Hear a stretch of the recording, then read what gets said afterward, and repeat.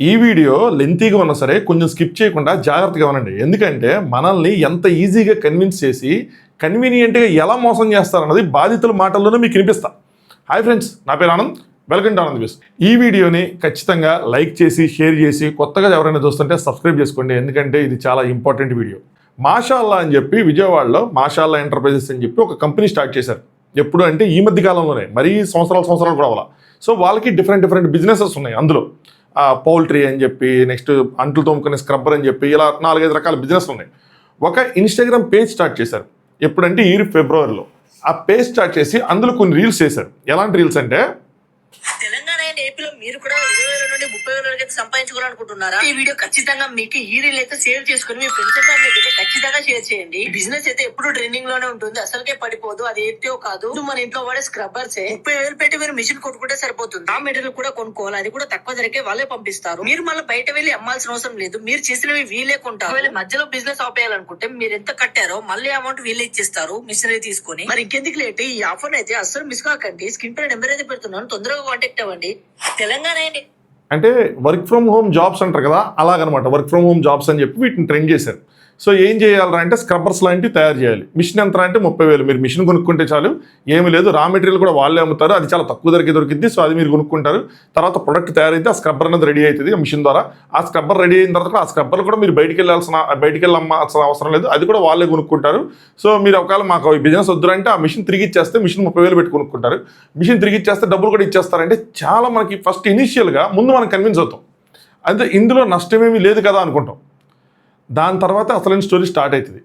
And మేము తెలివైన వాళ్ళం కాబట్టి ఖచ్చితంగా అన్ని కనుక్కుంటాం అనుకుంటారు. బట్ అక్కడికి వెళ్ళి మనం చూసుకున్న తర్వాత కూడా స్టిల్ మనం మోసపోతాం. ఎలాగన్నది ఒకసారి మాటలు వినండి, బాధితుల మాటలు మీకు అర్థమైంది.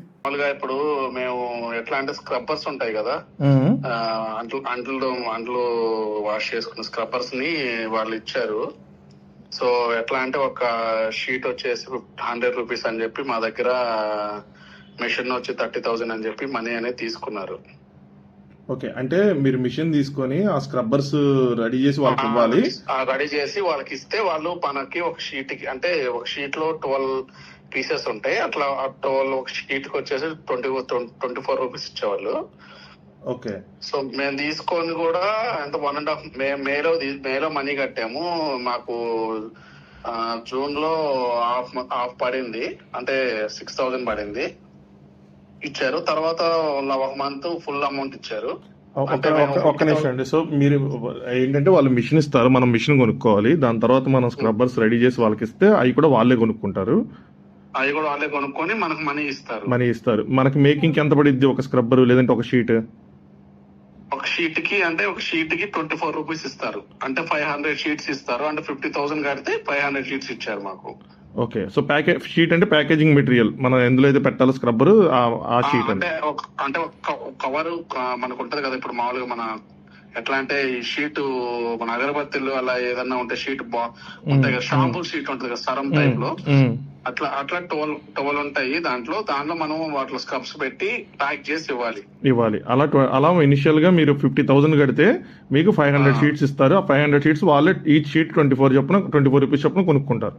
అవును, ఇది ఏంటంటే ఫిక్స్డ్ డిపాజిట్. మీకు 11 months తర్వాత అగ్రిమెంట్ అనేది మళ్ళీ మేము కావాలంటే చేంజ్ చేస్తాము, లేదా మీరు వద్దనుకుంటే మీ మిషన్ మేము రిటర్న్ తీసుకొని, మిషన్ 30,000 తీసుకున్నారు మళ్ళీ. ఓకే. సో ఆ మిషన్ కొనుక్కోవడానికి 30,000 రూపీస్ కట్టాలి. నెక్స్ట్ 50,000 ఫిక్స్డ్ డిపాజిట్ చేయాలి. చేస్తే మీకు 500 షీట్స్ ఇస్తారు. అవును, దాంతో మీరు 500 షీట్స్ 80,000 కట్టాం. ఓకే. సో 80,000 కడితే 80,000 లో మిషన్ 30,000, ఈ షీట్స్ 500 ఉన్నవి 50,000. ఓకే. సో ఇప్పుడు మేము ఏంటంటే వాళ్ళకి చేసి వాళ్ళకి 500 షీట్స్ ఇస్తే వాళ్ళు మనకి మంత్లీ 12,000 రూపీస్ మన అకౌంట్ కి వేసేటట్లా అని మాట్లాడుకుని అగ్రిమెంట్ ఇచ్చారు. పర్ మంత్ ఎన్ని షీట్స్ ఇవ్వాలి మీరు? పర్ మంత్ 500 షీట్స్ అంటే మనకి ఇస్తారు కదా వాళ్ళు, మంత్ మొత్తం మీద.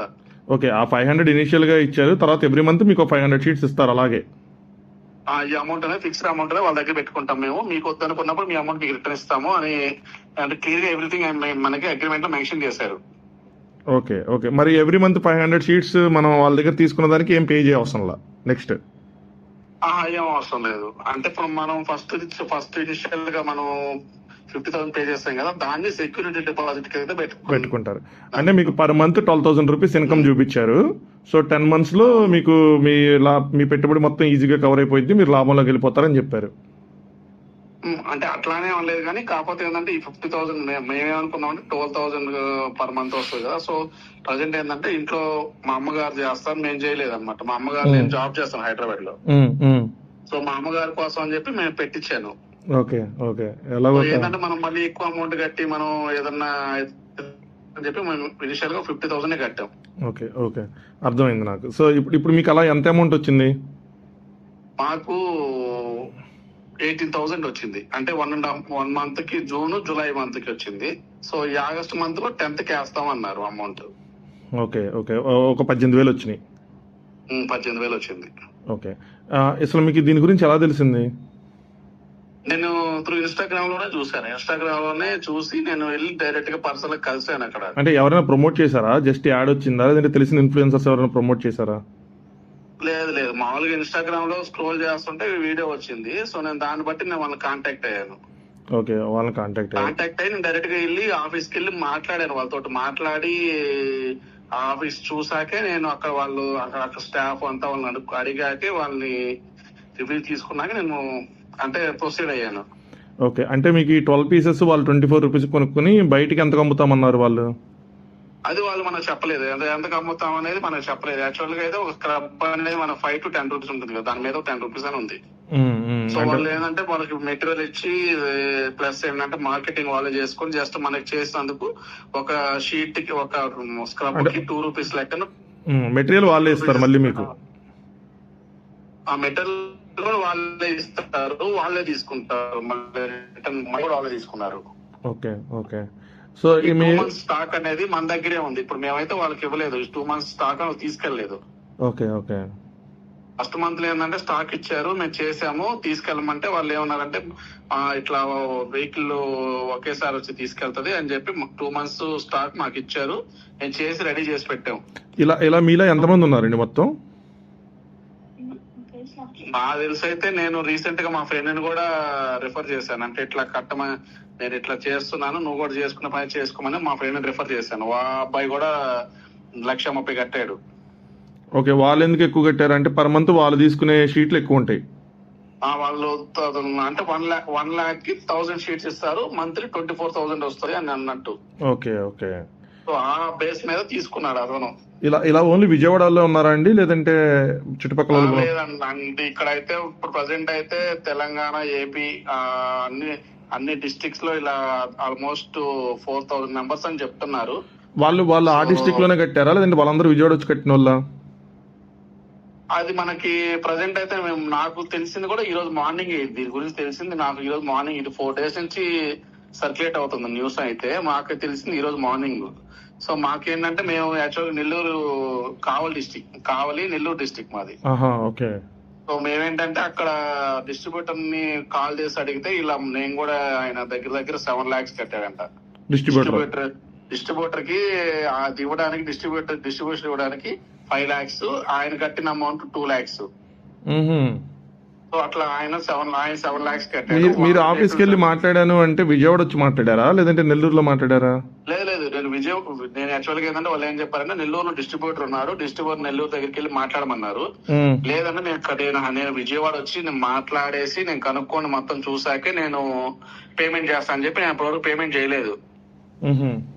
సో నేను విజయవాడ వచ్చి మాట్లాడి అక్కడ చూసాకే నేను, అంటే వాళ్ళు ఎట్లా అంటే వాళ్ళు డెమో సెషన్ వరకు అక్కడ వాళ్ళు కాల్స్ అది రిసెప్షనిస్ట్ తో మాట్లాడాను. రెండోది అక్కడికి వెళ్ళి మాట్లాడి ఆయనతో, ఆ పర్సన్ ఎవరైతే ఉన్నారో డైరెక్ట్ గా అతనితో కాంటాక్ట్ అయ్యి మాట్లాడేసి విషయం అంతా చెప్పేసి వచ్చాను. నేను వచ్చినాక నేను 1 day తర్వాత 2 days తర్వాత పేమెంట్ చేశాను. ఓకే. సో మీరే కాకుండా డిస్ట్రిబ్యూటర్స్ కూడా మోసపోయామని చెప్తున్నారు? అవును. Okay okay. మొత్తం 4,000 members ఉంటారు ఆల్మోస్ట్ ఉన్నారని అంటున్నారు. ఇప్పుడు ప్రజెంట్ అయితే ఇప్పుడు ఒక గ్రూప్ యాడ్ చేశారు. సో ఆ గ్రూప్ లో అయితే ఆల్మోస్ట్ 1,000, సో 15 to 20 crores పైనే కలెక్ట్ చేశారని న్యూస్ అయితే వస్తుంది వాళ్ళ దగ్గర నుంచి. Okay okay. వాళ్ళ ఫొటోస్ ఏమైనా ఉన్నాయండి మీ దగ్గర న్యూస్ లో వచ్చినాయి కాకుండా?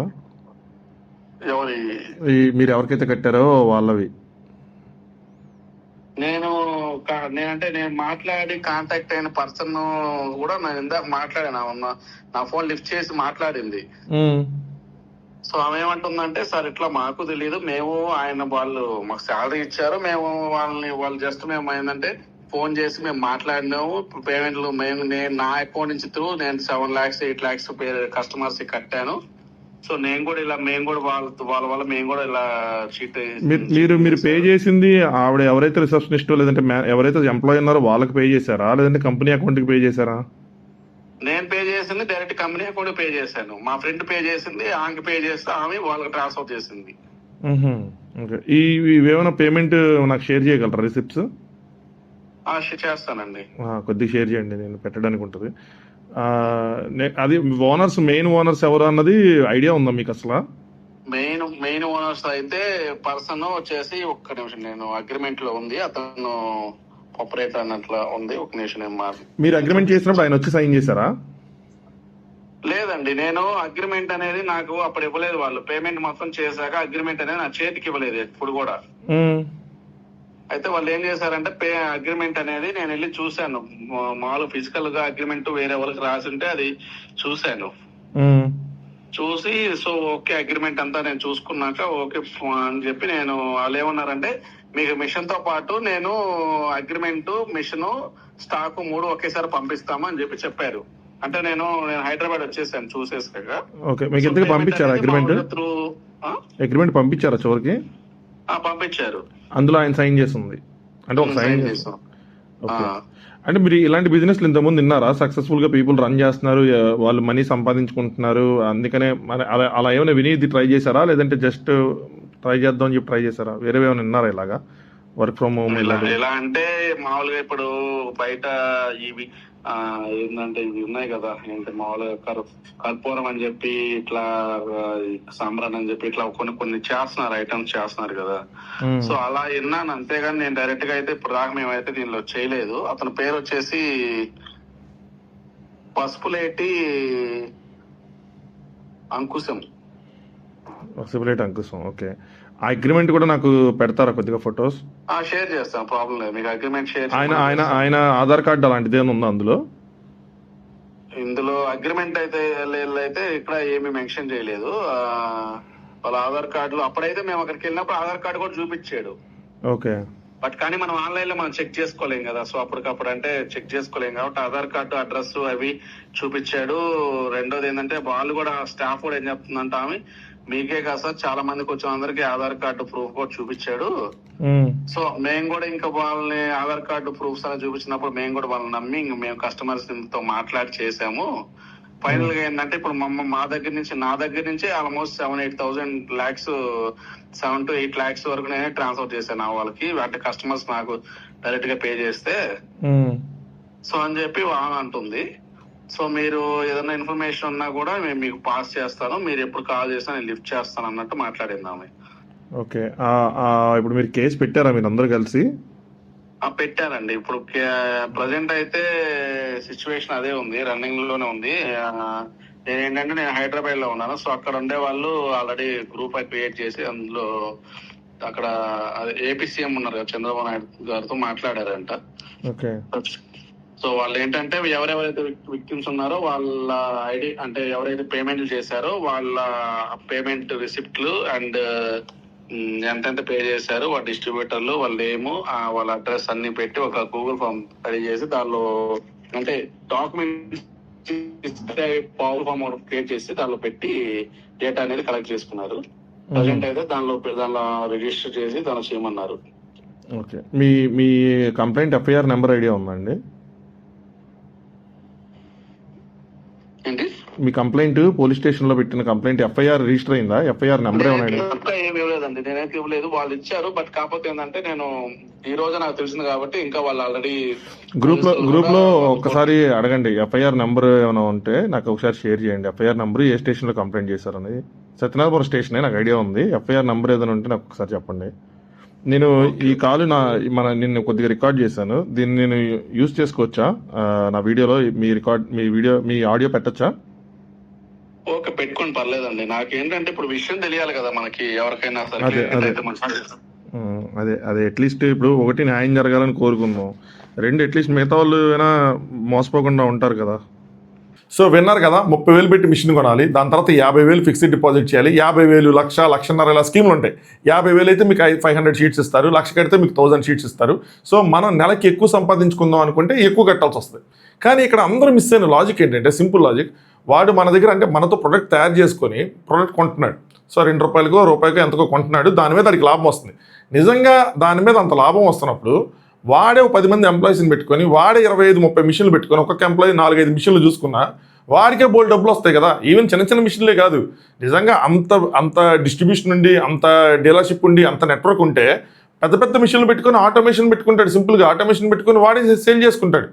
అది అందరికీ ఇచ్చి చేయాల్సిన అవసరమే లేదు.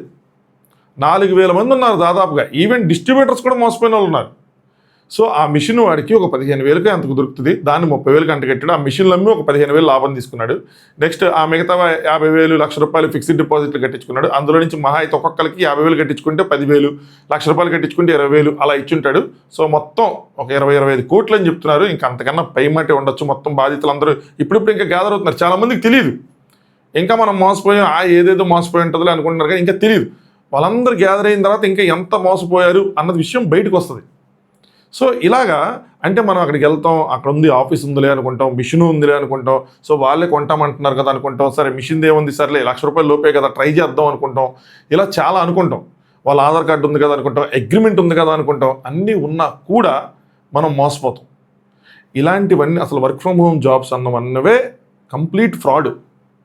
వర్క్ ఫ్రమ్ హోమ్ ఇచ్చే జాబ్స్, అది అగరబత్తులు అవనివ్వండి, కర్పూరం అవనివ్వండి, లేదంటే ఇది అవనివ్వండి, అది అవనివ్వండి, నిజంగా అందులో లాభం ఉంటే వాడే మేకింగ్ చేస్తాడు, వాడే ఫ్యాక్టరీ పెట్టుకుని వాడే మేకింగ్ చేస్తాడు.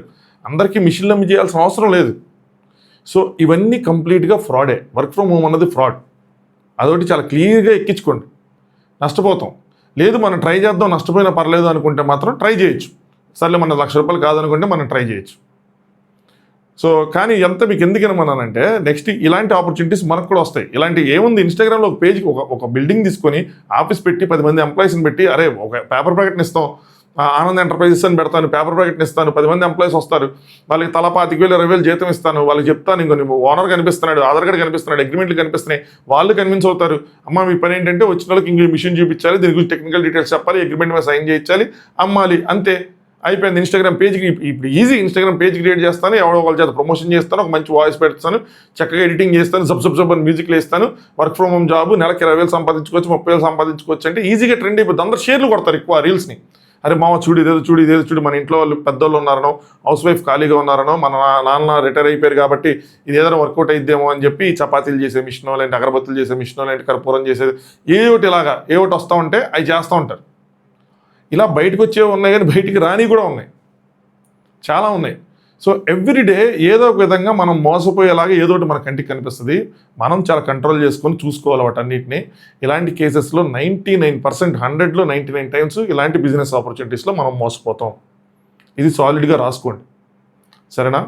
సో జాగ్రత్తగా ఉండండి, తెలుసుకోండి, ఫస్ట్ డీటెయిల్డ్గా వెయిట్ చేయండి.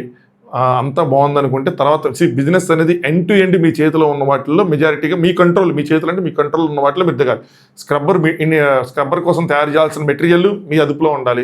దాని ప్రొడక్ట్ బయటకు వెళ్ళేటప్పుడు అది డిస్ట్రిబ్యూషన్ ఎలా అవుతుంది, డీలర్ దగ్గరికి ఎలా వెళ్తుంది, కస్టమర్ దగ్గరికి ఎలా వెళ్తుంది, అది కూడా మీ అట్లీస్ట్ మీ కంట్రోల్ లేకపోయినా సరే మీకు తెలిసి ఉండాలి. అప్పుడే మీరు అలాంటి బిజినెస్లో దిగితే ఓకే, ఒకవేళ వాళ్ళు చేయకపోయినా సరే మనం చేసుకోవచ్చు అన్న విధంగా ఉంటే అది అవుతుంది. అదర్వైజ్ ఇలా డిపెండెన్సీ ఉంటే వాడన్నోడు తెగిపోతే మొత్తం అంతా నష్టానికి వెళ్ళిపోతాం. సింపుల్. చలో, thanks for watching. Anand views.